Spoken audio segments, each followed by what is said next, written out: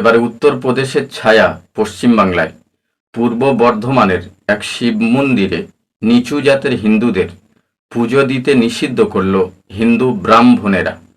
দেখুন সেই ভিডিও। ঘটনার জেরে তাদের আজকের এই বিক্ষোভ মিছিল যদি একটু বলেন। আপনারা প্রত্যেকেই জানেন যে পূর্ব বর্ধমান জেলার কাটোয়ার গীত গ্রামে যেখানে 130 ঘর আমাদের রবিদাস রুইদাস ঋষিদাস তথা চর্মকার চামার বায়েন মুচি সমাজের মানুষ আছে, তাদেরকে স্থানীয় সেই গ্রামেরই শিব মন্দিরে উঠতে দীর্ঘদিন ধরে নিষিদ্ধ করা রাখা হয়েছে। মানে বলা হচ্ছে 350 বছরের যে মন্দির পুরানো, সেই মন্দিরে মুচি বা চামার জাতির ওঠা নিষিদ্ধ, অস্পৃশ্য সরাসরি। ভারতবর্ষের স্বাধীন ভারতবর্ষের সাংবিধানিক অধিকার, প্রত্যেকটা নাগরিকের সমান অধিকার, সমতার অধিকার, সেই অধিকারকে সরাসরি লঙ্ঘন করা হচ্ছে।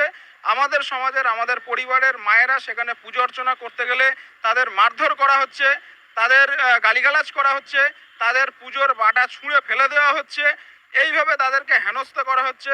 একই সঙ্গে যখনই আমরা এই সমস্ত বিষয় নিয়ে পূর্ব বর্ধমান জেলার গীতগ্রামের অধিবাসীরা লিখিতভাবে প্রশাসনের কাছে সমস্যার সমাধান চেয়েছি, তখন আমাদের উপরে, আমাদের পরিবারের জনদের উপরে বিভিন্নভাবে টর্চার করা হচ্ছে, ভয় দেখানো হচ্ছে, একঘরে করে দেওয়ার একটা সিদ্ধান্ত সেখানে লাগু করার প্রবণতা তৈরি হয়েছে।